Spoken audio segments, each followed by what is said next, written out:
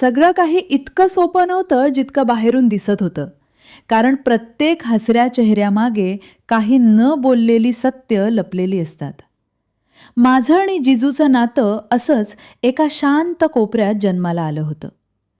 कॉलेजच्या दिवसात तो माझ्या मैत्रिणीचा भाऊ म्हणून भेटला आणि ओळखीचं रूपांतर नकळत मैत्रीत, मैत्रीचं सवयीत आणि सवयीचं प्रेमात झालं. त्या वयात सगळं खूप स्वच्छ, निरागस आणि स्वप्नांनी भरलेलं वाटत होतं.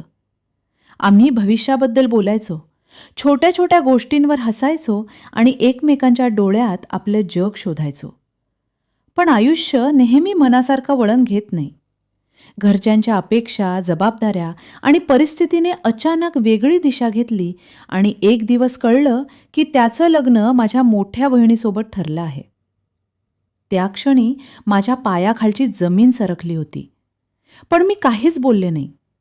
त्याच्या डोळ्यांतही असंख्य प्रश्न होते, अपराधी पण होतं.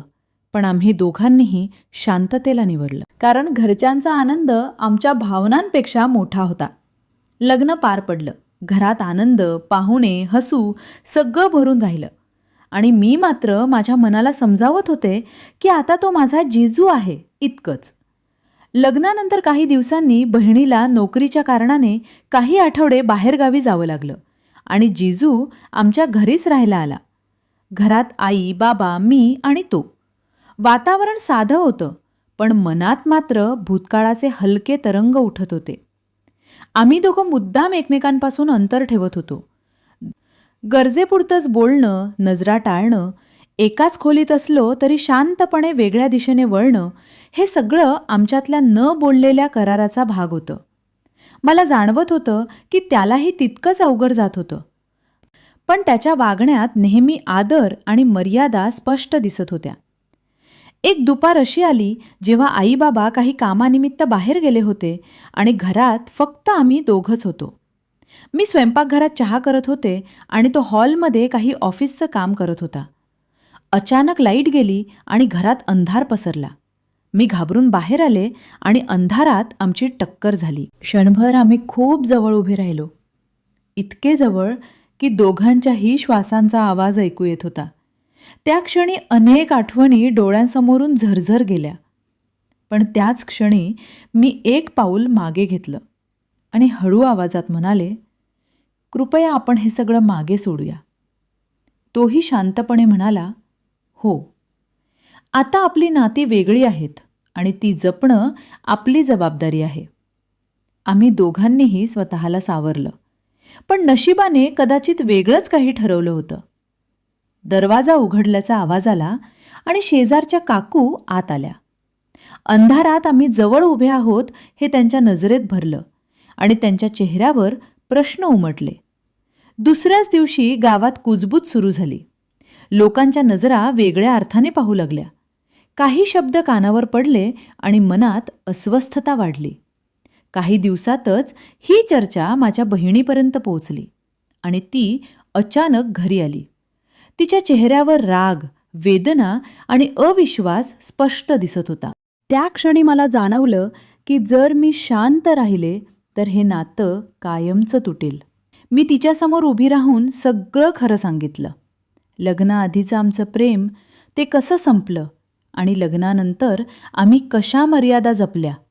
मी तिच्या डोळ्यात डोळे घालून म्हणाले की तू माझी ताई आहेस आणि तुझं सुख माझ्यासाठी सर्वात महत्त्वाचं आहे. मी कधीच तुझ्या आयुष्यात सावली होणार नाही. जिजूही पुढे आला आणि ठाम आवाजात म्हणाला की भूतकाळ हा फक्त आठवण आहे. वास्तवात त्याची पत्नी फक्त माझी ताई आहे आणि तो तिच्याशी प्रामाणिक आहे. काही क्षण घरात पूर्ण शांतता पसरली. ताईच्या डोळ्यात पाणी आलं आणि ती म्हणाली की गैरसमज मनाला खूप वेदना देतात, पण सत्य ऐकून तिच्या मनावरचा भार हलका झाला आहे. मी तिच्या मिठीत शिरले आणि त्या मिठीत मला क्षमाही जाणवली आणि विश्वासाचं नवं बंधनही. त्या दिवसानंतर आमचं नातं अधिक स्पष्ट आणि परिपक्व झालं. मी आणि जिजू दोघांनीही अधिक अंतर ठेवायला सुरुवात केली, पण मनात कुठलीही कटुता नव्हती. आम्ही एकमेकांचा आदर राखला आणि घरातील नात्यांचा मान जपला. लोकांची कुजबूज हळूहळू थांबली, कारण आमच्या वागण्यात नेहमी स्वच्छता आणि मर्यादा दिसत होत्या. आज जेव्हा मी त्या दिवसांकडे पाहते तेव्हा मला जाणवतं की काही प्रेमकथा एकत्र येण्यासाठी नसतात, त्या शिकवण्यासाठी असतात. प्रेम म्हणजे फक्त मिळवणं नाही, कधीकधी त्यागही असतो. भूतकाळाची सावली आम्ही प्रेमाने आणि प्रामाणिकपणाने दूर केली आणि कुटुंबाचा विश्वास वाचवला. आमचं नातं तुटलं नाही, ते फक्त रूपांतरित झालं. तो माझ्यासाठी कायम आदराचा जिजू राहिला आणि मी त्याच्यासाठी मर्यादा जपणारी मेहुणी. आयुष्यात गैरसमज येतात, पण जर संवाद आणि विश्वास असेल तर ते दूर करता येतात, हे आम्ही अनुभवलं. त्या घटनेने आम्हाला शिकवलं की नात्यांची खरी परीक्षा भावनांवर नियंत्रण ठेवण्यात आणि योग्य गोष्ट निवडण्यात असते. आज आमचं कुटुंब पूर्वीपेक्षा अधिक घट्ट आहे, कारण एकदा तुटण्याच्या उंबरठ्यावर येऊनही आम्ही ते प्रेमाने वाचवलं आहे.